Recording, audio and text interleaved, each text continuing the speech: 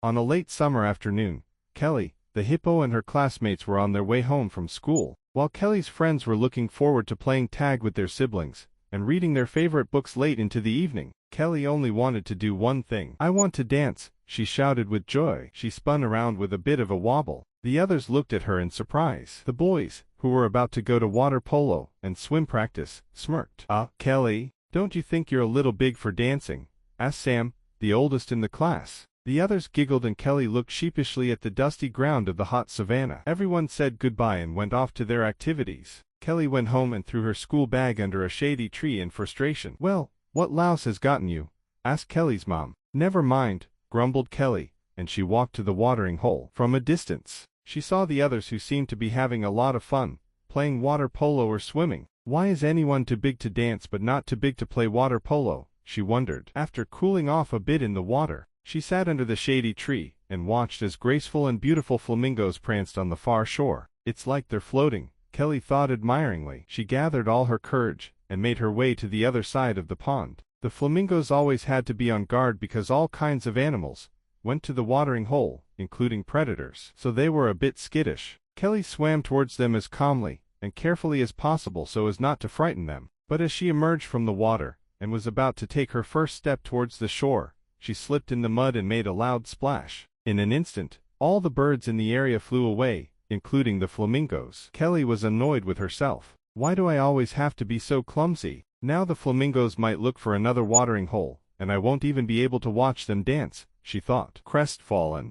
she turned to swim back to the other side, when she heard a voice. "They must have mistaken you for a crocodile." Kelly turned and saw a single flamingo standing on the shore. "Why didn't you fly away like the others?" Kelly asked cautiously. "Because I'm not afraid of a friendly hippo, like you," the flamingo said confidently. "My name is Lori." "What's yours?" Kelly introduced herself and told Lori all about her dream of dancing. She also told her about how everyone at school thinks a hippo shouldn't dance. "That's a lot of hogwash," Lori countered. "Anyone can dance if they want to. Don't let them spoil your fun." Kelly couldn't believe it. She had only known Lori for a few minutes, and yet she was the first one not to laugh at her dream. "Let's dance together," Lori suggested. She showed Kelly a few gallant turns. "Look, it's easy." "You make it look easy," said Kelly, who was very excited. "I'll meet you here tomorrow after school." The two said their goodbyes, and Lori took it upon herself not to tell anyone. The next day, Kelly had a hard time focusing in class. In her mind, she was practicing her dance moves with Lori. Her daydream was interrupted when the bell rang and everyone hurriedly grabbed their bags